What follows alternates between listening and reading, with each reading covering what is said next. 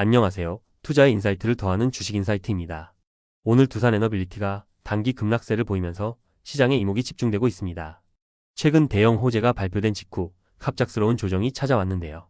과연 내일 반등이 가능할지 아니면 추가 하락의 시작일지 분석해 보겠습니다.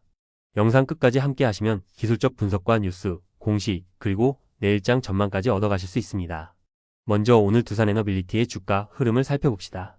시가가 27,100원으로 갭 상승 출발했지만 이내 하락 전환하며 변동성이 커졌습니다.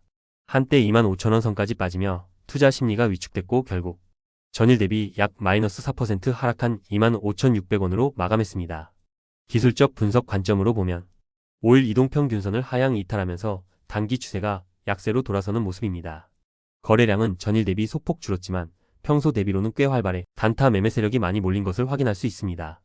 14일 RSI는 50대 중반 수준으로 극단적인 과매수 과매도 구간은 아니지만 최근 급등 구간의 과열이 일부 해소되고 있다고 볼 수 있습니다. 단기 저점은 25,000원 부근으로 보이며 이를 이탈하면 24,000원대 초반까지도 열어둘 필요가 있습니다.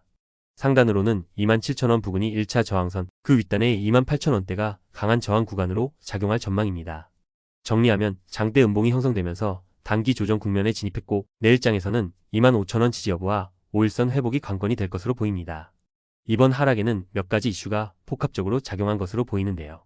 첫째, 원전 업종에 영향을 줄 수 있는 미국 에너지 부디오의 민간국가 지정 이슈가 있습니다. 4월 15일부터 한국을 민간국가 리스트에 추가할 가능성이 있다는 소식이 전해졌고 원자력 에너지 협력이 제약받을 수 있다는 우려가 나오면서 원전 관련주에 부담이 됐습니다. 둘째, 호재성 소식도 최근 있었습니다. 바로 며칠 전 두산에너빌리티가 2조 2천억 원 규모의 사우디아라비아 가스복합 발전소 공사 수주에 성공했습니다. 이 대형 계약은 설계부터 기자재 공급, 설치, 시운전까지 전 공정을 총괄하며 향후 매출과 실적 개선에 크게 기여할 전망입니다. 이 호재가 지난주 금요일 주가 상승을 견인했는데 악재 뉴스가 나오면서 단기 차익 실현 매물이 나온 것으로도 볼 수 있겠죠. 셋째, 원전업계의 또 다른 이슈인 체코 신규 원전 수주 기대감입니다. 두산에너빌리티가 참여 중인 체코 두코반이 원전 건설 사업의 본계약이 3월 말에서 4월 초로 예정되어 있는데 미국 웨스팅하우스와의 기술 분쟁 종결로 수주 가능성이 높아졌다는 분석도 있습니다. 만약 체코 원전 본계약까지 순조롭게 진행된다면 중장기적으로 주가에 긍정적인 영향을 미칠 수 있습니다. 넷째, 거시환경 요소도 빠질 수 없습니다.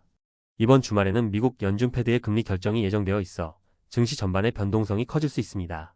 오늘 코스피 지수는 비교적 견조한 흐름을 보였지만 두산에너빌리티가 속한 원전에너지 섹터는 민감한 악재 뉴스에 즉각 반응했다는 점이 특징입니다. 결국 미국의 민간국가 지정 우려 단기 악재와 사우디 수주 성공 호재, 그리고 체코 원전 수주 기대감 잠재 호재에 얽히면서 단타 매매 세력이 많이 몰린 상황에서 변동성이 커졌다고 요약할 수 있겠습니다. 그렇다면 내일장 관전 포인트는 무엇일까요? 25,000원 지지 여부가 가장 중요합니다.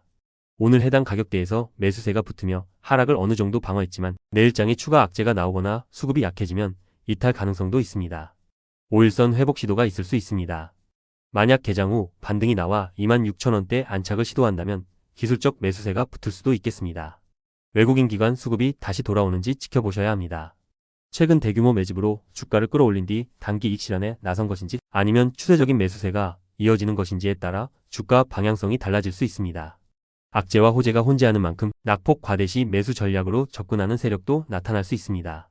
종합적으로 단기 조정 국면이지만 중장기 모멘텀 이 살아있어 심한 급락보다는 24,000, 25,000원 사이에서 지지 형성을 시도할 가능성이 높습니다. 다만 단기 트레이딩을 염두에 두신다면 분할 매수 매도가 필수겠죠. 오늘 내용을 한 문장으로 요약하자면 대형 호재 이후 예상치 못한 악재로 단기 조정에 진입했으나 중장기 모멘텀은 여전히 남아있다. 단기 트레이딩 시에는 손절 라인을 철저히 지키고 분할 매수 매도로 리스크를 줄이는 것이 핵심입니다. 그리고 급등급락 뉴스에 과도하게 흔들리지 않는 멘탈 관리가 중요합니다. 영상에서 언급되는 정보는 투자 판단을 위한 참고일 뿐이며 최종 책임은 투자자 본인에게 있음을 꼭 기억해주세요. 이번 영상이 도움되셨다면 구독, 좋아요 부탁드립니다. 시청해주셔서 감사합니다. 다음 영상에서 더욱 알찬 정보로 찾아뵙겠습니다.